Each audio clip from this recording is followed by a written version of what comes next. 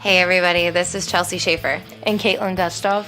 And this is The Score, the official podcast of the sport of team roping.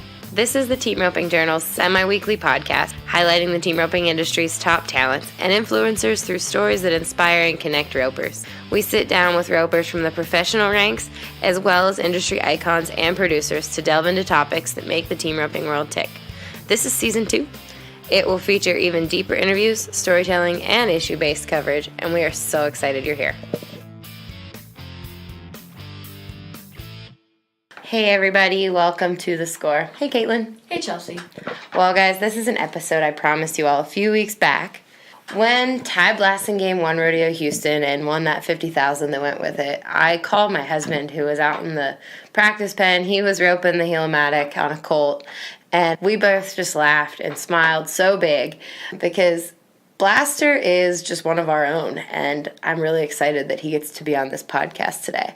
He's been there since my husband's high school rodeo days. He's been a friend of mine since I moved to Colorado years ago. I mean, the night I won my first little bit of money towards my permit at Steamboat Springs, the first person that said, "How'd it go?"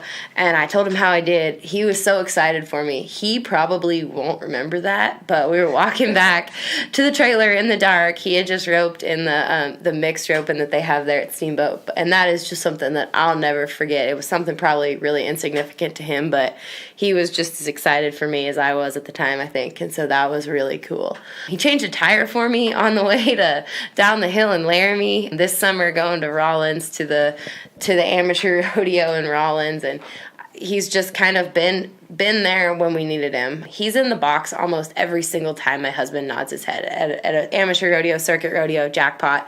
He is super helpful. He has definitely supported us throughout these years, so it's kind of exciting to see him kind of get what he has coming when it comes to this. But that doesn't mean that this was an easy podcast for me to put together. It's a lot harder when you know somebody as well as we know Blaster to ask, to forget that maybe everybody else doesn't know everything we know about him, to remember to ask some more obvious things that might seem obvious to me, but maybe not everybody knows his whole story, and I'm really glad that he was willing to share. Caitlin, you know Blaster too. Yeah, Blaster's awesome. Especially when I first moved up here, I didn't know anyone. Blaster was pretty easy to get along with, and I can second that. If you're at a rodeo, amateur, wherever we're at, Blaster will be in the box kicking dirt for you. I went and rodeoed with him. I traveled with him to a couple of rodeos last summer, and he was telling me the start, telling me how I need to get out, just always helping me, and it's cool to be able to learn from a guy like that. Yeah, I don't know that anybody has entered more rodeos, amateur rodeos, jackpots, pro rodeos. I mean, he has been grinding. And everything, he's just easy to get along with, call him up. Yep. Anything you need, he's there. Yep. It's awesome. Yeah, I'm really glad to see everything that's come into Blaster. So it's exciting, and I'm so glad he stopped by the house one morning and was willing to have breakfast and be ready to talk about this podcast and do it. And I've asked him to say some things that are kind of personal when you've got 25,000 of your closest friends listening on The Score. It's not easy. It's one thing when team roping fans listen to your story, but at this point, I feel like a lot of the guys that are in the top 30 in the world are listening to The Score. So you might get some jabs from the guys at the jackpots or at the rodeos. They might now know your whole life story. So, Blaster, thank you so much. All right, now for everybody who doesn't know everything that we know about Blaster, here are the nitty-gritty details. Originally from Colorado, he joined the PRCA in 2003, and he made his Mountain State Circuit Finals every year since. He made the NFR in 2010 with Cody Hintz, where they placed in 3 rounds, and he finished 14th in the world standings with about 89,001. He won the Ram National Circuit Finals Rodeo in 2014 with longtime Mountain State Circuit friend JW Borrego. And this year, he won RodeoHouston with Kyle Lockett, effectively punching his ticket to the 2019 Wrangler National Finals Rodeo.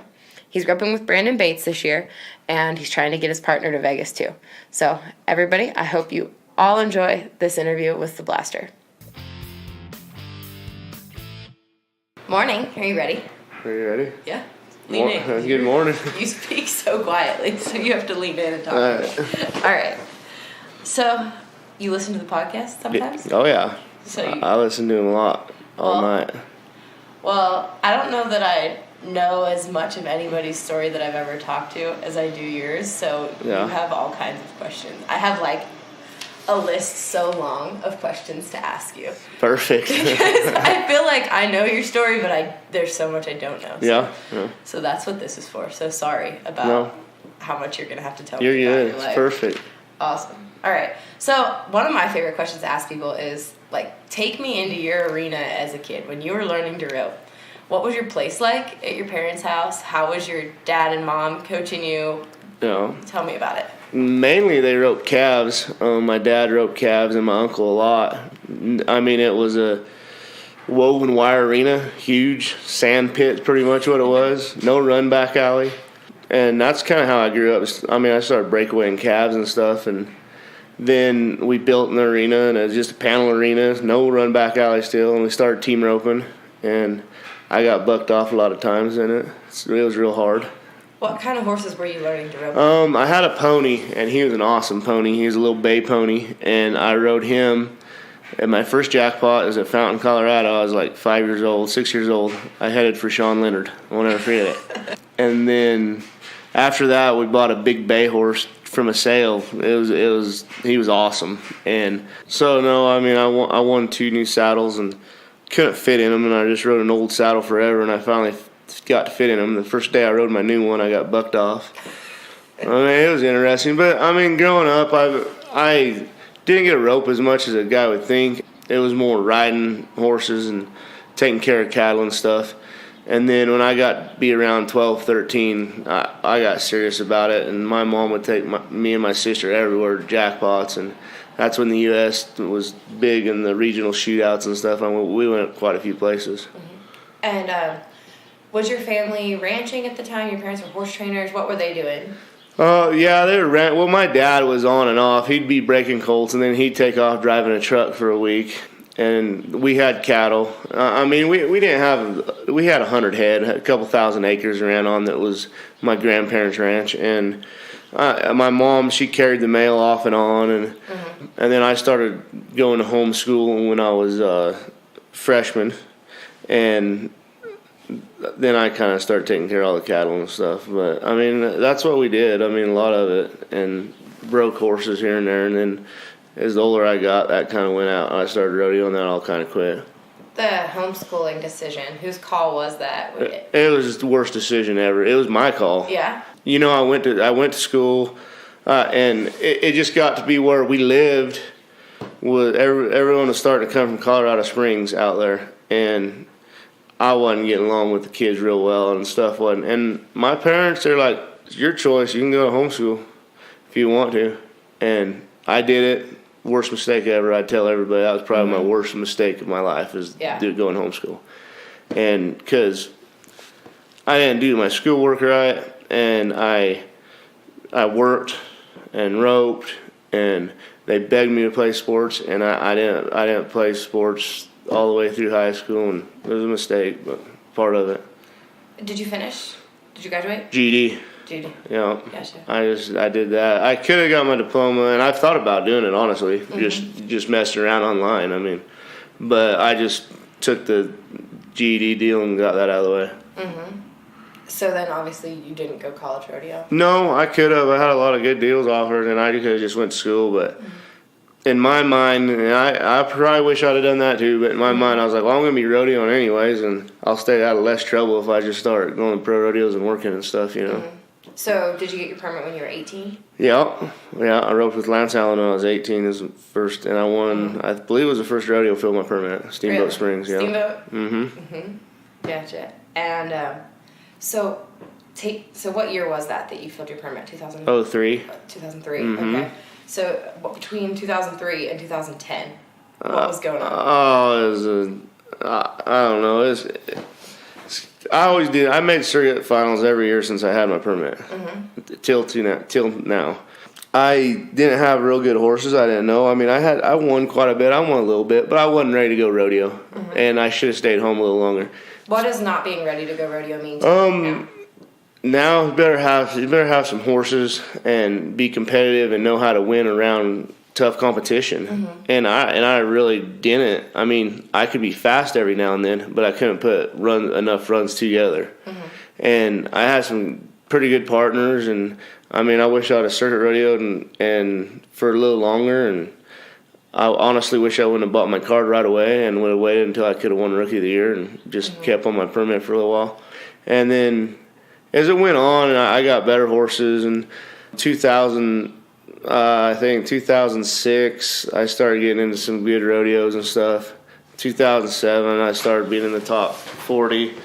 Should have made the finals in 2009. All I had to do was get out of the steer at Pendleton and catch a steer, and I broke the barrier. And then made it in 10, and then so on, so on. 2009, was that the year? That was the year Spencer died, right? Was that right at the same time? Yes.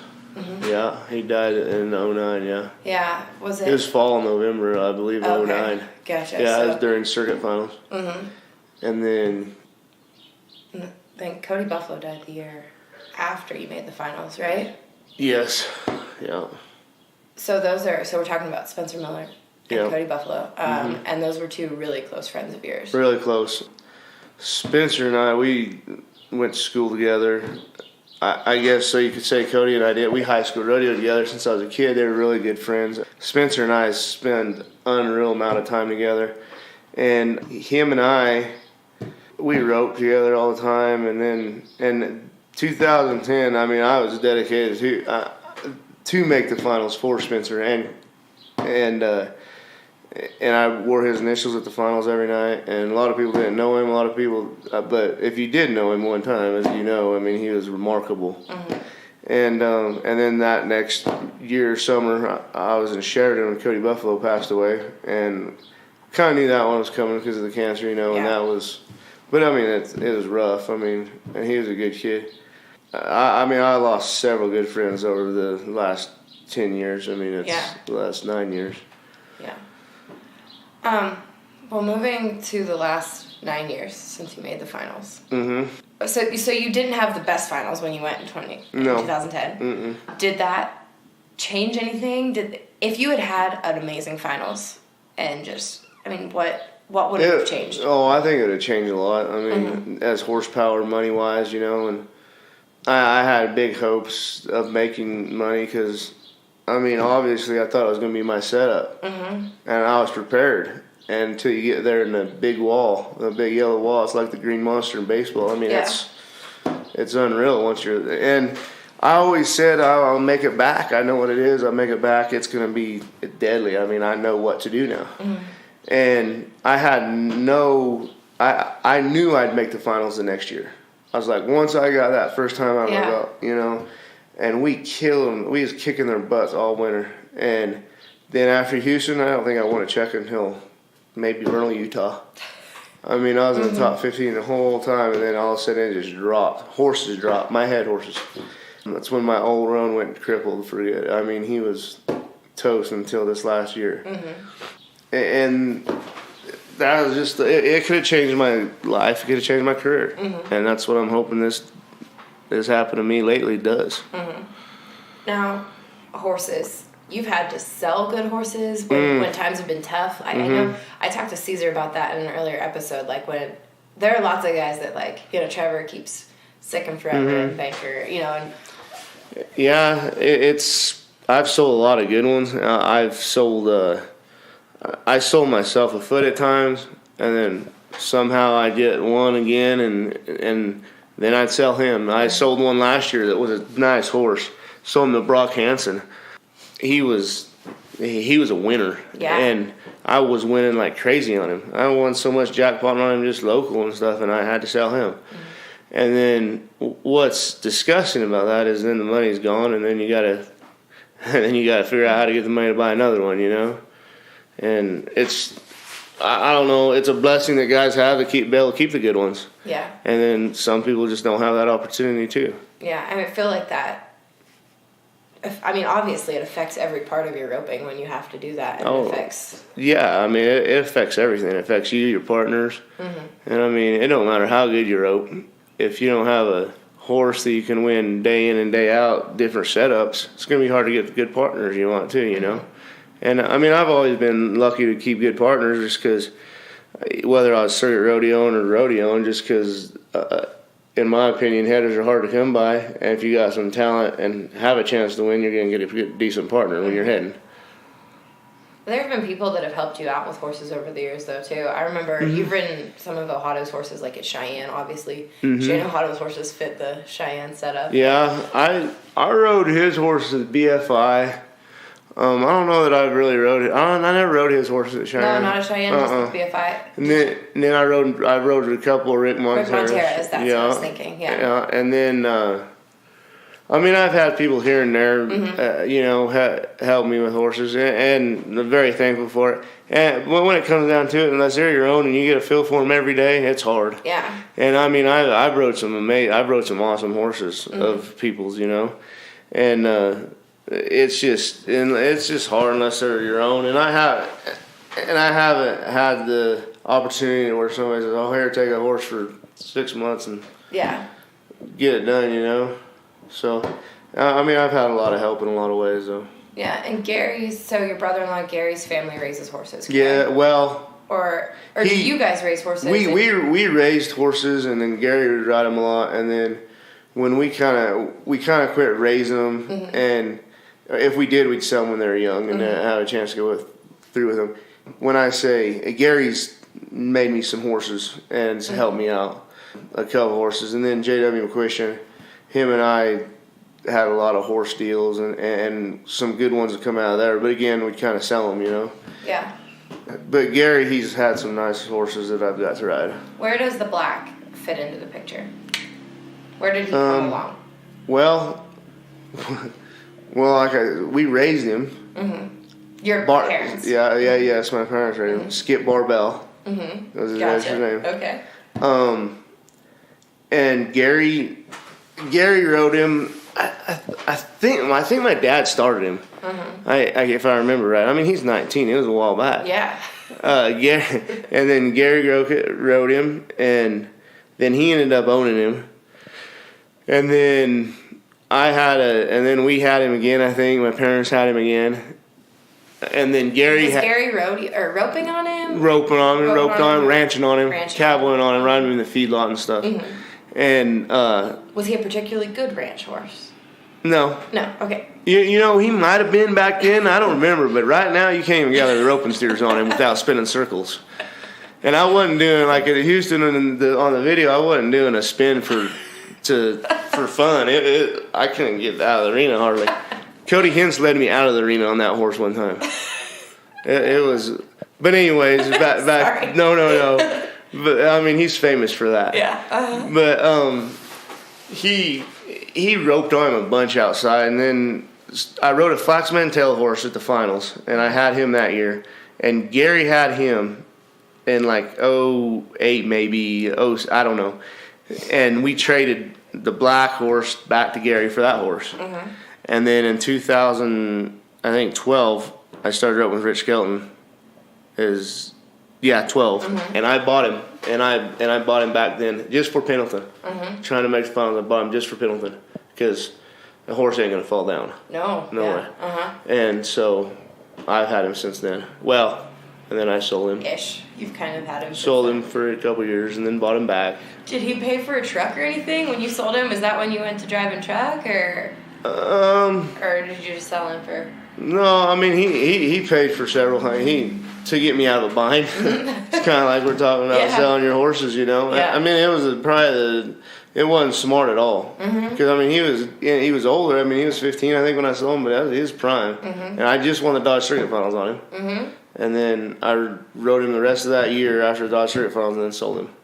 And you sold him to Cole Dorenkamp, who grew up by you. And Cole did well on him. Did well. Yeah, he done good. He won Greeley on him, right? Yeah, won Greeley on him. Well, or maybe he might have been on He might have rode his gray. Yeah. I think he rode his gray there, but he rode him at Cheyenne and won good there.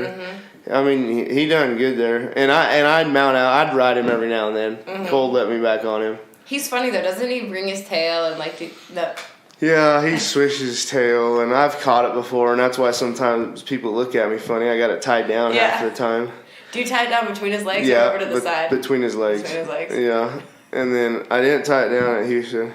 No? Uh-uh. You didn't? Did you just not want that that look at Houston? No, like he looks better with it tied down, really. Yeah. But I had it in my head that I didn't feel like he was working good when I had it tied down. Mm-hmm. And I mean, I've heard that, but I don't know. I've heard you mess with horses' tails. That's what we always thought too. Yeah, but anyways, I didn't tie it down there, but I've caught it at several ropings and first one at the BFI, first one at the U.S. Finals.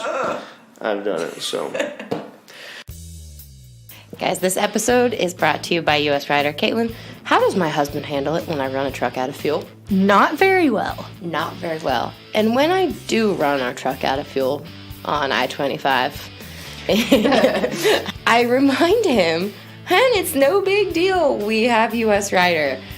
And he's not nearly as impressed with that as I am.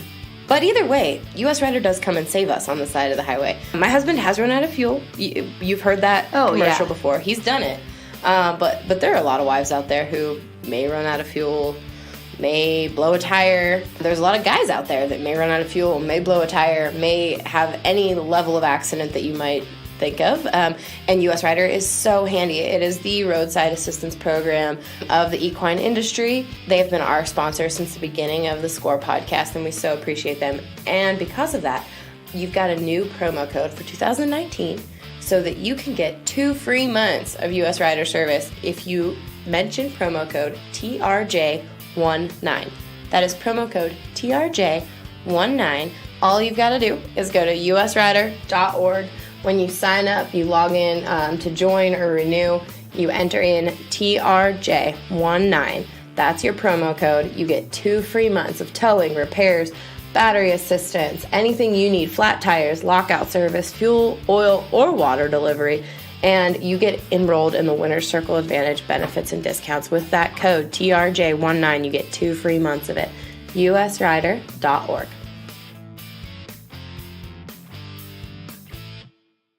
Oh, man. So I want to talk a little bit about... Gosh, I feel like I'm making you talk about all kinds of unpleasant stuff. I promise. No, it's good. Yeah. I want to talk about the night after the George Strait. Oh. I know.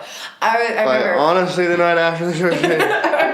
not necessarily the night, but I want to talk about like how you felt after the George Strait. So what we're talking about, was it 2014? No, it was, yeah. Yeah, it was 2000. Yeah, I believe it was 14. Yeah. With Dakota Kirchenschlager. Yes. High call. Yeah. At the George Strait. Yeah, it had to be, I don't know, short 5, middle 5. Yeah. Riding the black horse. Mm-hmm. Hung something. I still don't know really what. I've not watched the. You still haven't watched it? Not the tape. I watched the video a little bit. But I hung my rope and got it undone. Took one swing rope steer. Still was going to win the rodeo, or the George Strait, and couldn't dally. Oh, it was hard.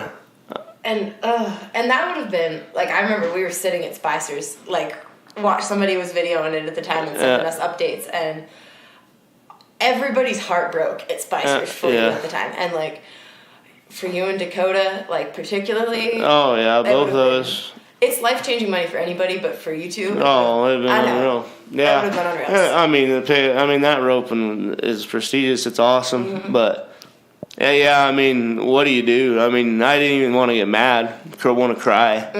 You know? And, I mean, it was amazing, you know, how many texts and phone calls you get after you win something. I probably got more then. I mean, there's a lot of people that, you know, come up. They knew. Everybody knew. I mean, because I was done rodeoing. Yeah. I told Cole Davison, I said, unless I win the George Strait, I'm done. Because I was roping with him at the time. And, well, I'll be dang, we was high call, you know. We roped so good, too, the whole time. And all I had to do was turn the steer and it was over. Dakota's going to heal him. I felt more bad for him than me. And so, I mean, this day was just not ending. Yeah. So we go to Houston. I love Houston the next day. I blow 3 tires out. Oh, my God. Between San Antonio and Houston. And I go to Houston and rope. I mean, I roped good, but we didn't do no good. And then after that, I went home and went to work. I didn't touch a rope. And then I went to Dodge Circuit Finals. I roped the day before Dodge Circuit Finals, won Dodge Circuit Finals. And to say, I mean, yeah, it was awesome, but it wasn't like winning the straight. Yeah. But I mean, it changed my life a lot not winning it, because I mean it could have changed my life in different ways if I'd have won it. I mean, it was I wanted to give up after that deal, because I was out there long enough and I needed that big win and I had never got it. And I mean, I was so close. Something would happen all the time.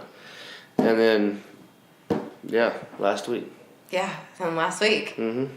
How many times have you wanted to quit, or how many times have you even said you were going to quit before last week?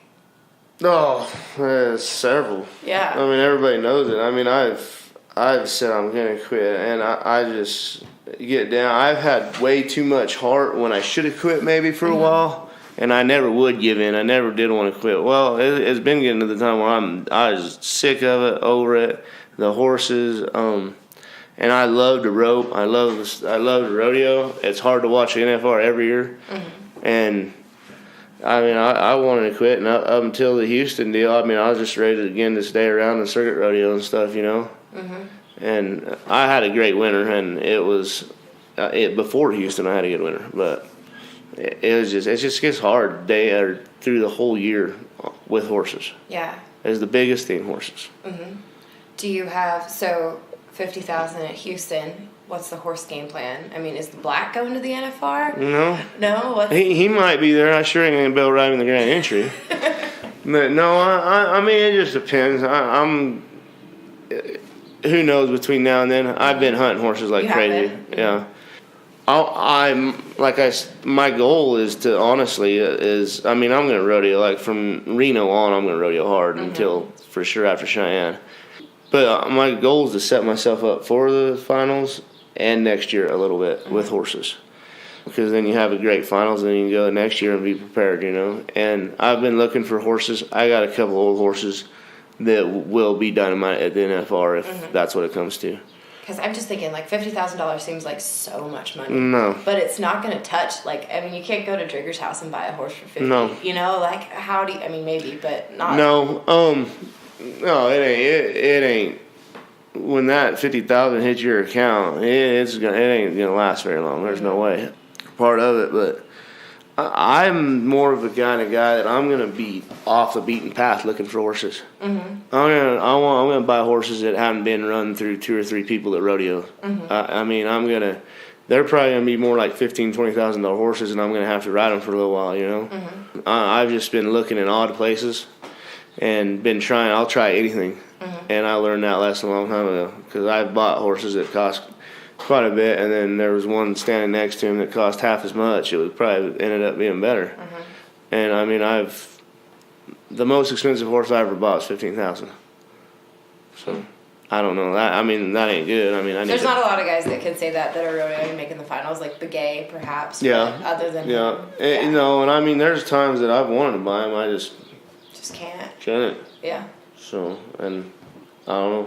Hopefully, I can sometime. Yeah. No, we were circuit rodeoing last year, and we didn't know what you were going to do this year. I mean, you didn't seem to know what you were going to do this year. What lit the fire?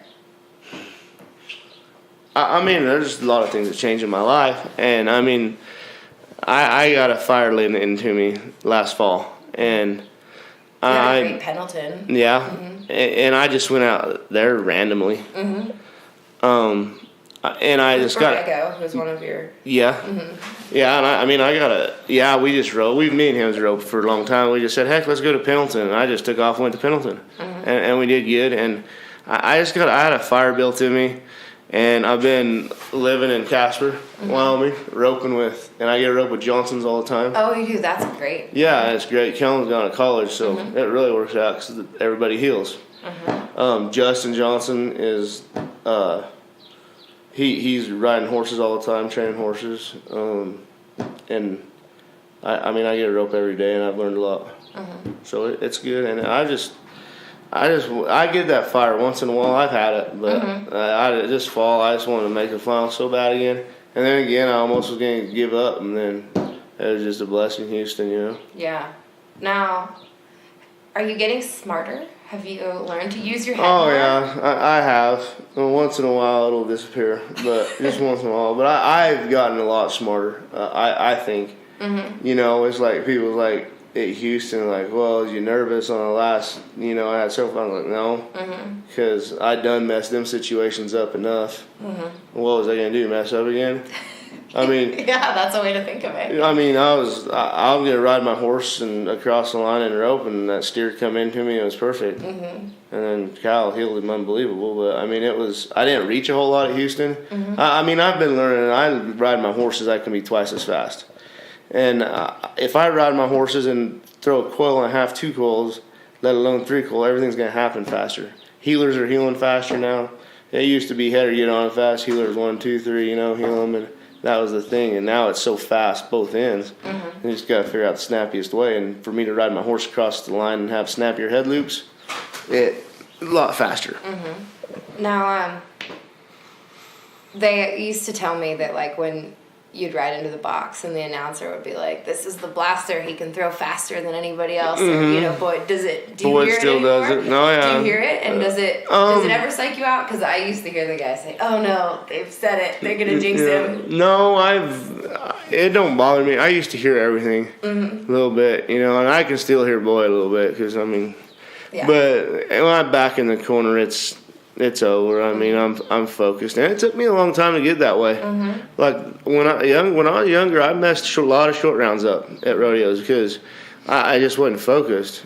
And I had an old man tell me one time. He says, "You look at your steer's horns and just focus, and have it in your mind you're going to tear his head off." And it helped me. And it takes a lot of time to get that.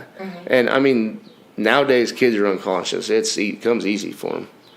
I mean, like, you can back like kids like Garrett Chick in there for 100,000. He ain't gonna think about it. He's gonna head the steer. So I mean, different. Like, I wasn't put in a lot of huge situations when I was a kid. I high school rodeoed, but I didn't go to all that junior world. I didn't go to a lot of that stuff. Wish I would have. I'd tell kids to now, but I didn't. I wasn't in a lot of situations, so it took me a while. But like Houston, it didn't bother me now. Good. If you could change one thing about your rodeo career and the way you did it, what would you change? I would have went and stayed with some people. I would have went and learned from better people and not been hard-headed and think I could figure it out myself. I would have went to Texas or Arizona and lived there and been around good guys, been around guys that rope good, Christian guys. I mean, that would have changed a lot of stuff. I mean, the rodeo lifestyle is how you want to live it, but anymore you better pay attention to business and not be out all night or this or that, or you're going to get your butt beat. And I've learned, I mean, so you better rope and practice your butt off, because there's somebody is. I mean, if you're not roping and trying, Caleb Rodriguez and Clay Tryon are, I promise you, Clay Smith, they're running 50 to 100 a day. So, I mean, that's the only thing I could say I'd have changed is I'd have went and I'd have prepared at a younger age, so I wouldn't be where I was in the last few years struggling to get horses and stuff. Because there's a life out here at the rodeo, and people don't believe it. I mean, they just think it's a dream and a hobby, but, I mean, it's obvious it's not. I mean, look at all the people that's made a living out of it. I mean, if you take the right steps, I tell every kid that. You take the right steps, you can make it, and you can make it your life. A lot of people, it's just for fun, but I mean, it isn't. Yeah, absolutely. Well, I think that is a perfect way to end, because I'm proud of you. Thank you. I'm so excited to see how you're doing this year. Yeah, and I appreciate, I mean, if whoever's listening that's helped me, I appreciate everybody that's helped me out. Whether they were to buy me a cheeseburger, whether I'm staying at their house, people in Casper, Frank and Kinder Martin have been awesome. I mean, to me, Kinder's been there a lot. I mean, all my family, everybody's been there. And people, you can't do it without, you better treat people like you want to be treated, because in 20 or 30 years, when you ain't swinging that rope no more, it's going to be the people that you help change a tire and get gas, you know, whatever. Yeah, thanks for changing that tire. I just come into me, you know, but honestly. Absolutely. No. Thank you. Thank you. I appreciate it. All right. Thanks so much, Ty. thanks, Caitlin, for putting this together. Anytime. This was an easy one. Yeah, it kind of flowed because, yeah. And Blaster had a great interview. It was great to learn a little bit more about Blaster that I didn't personally know about. Yeah, I learned a lot of stuff about him that I didn't know, and that's what made it a lot of fun. Hope everybody else did too. Hey, before you go, I want to give a shout out. If you guys are really into these podcasts, try listening to the Ask Annie podcast.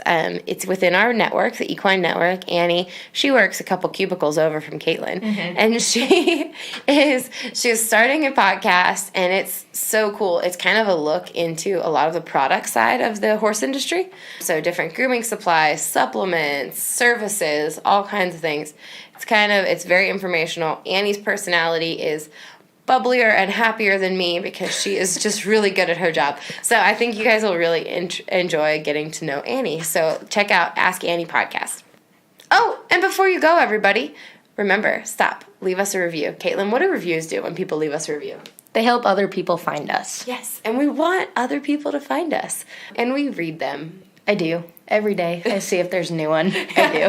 I will admit it. Yes, we love if you leave us a review, whatever platform you're listening on. Most of you are listening on iTunes, so that means you scroll the whole way to the bottom of our library, of our episode library, and there you can leave us 1 star, 2 star, 3 stars, 4 stars, or preferably 5 stars. And you can write us a review. We will read them. We will take them to heart. So don't forget. Thanks, everybody.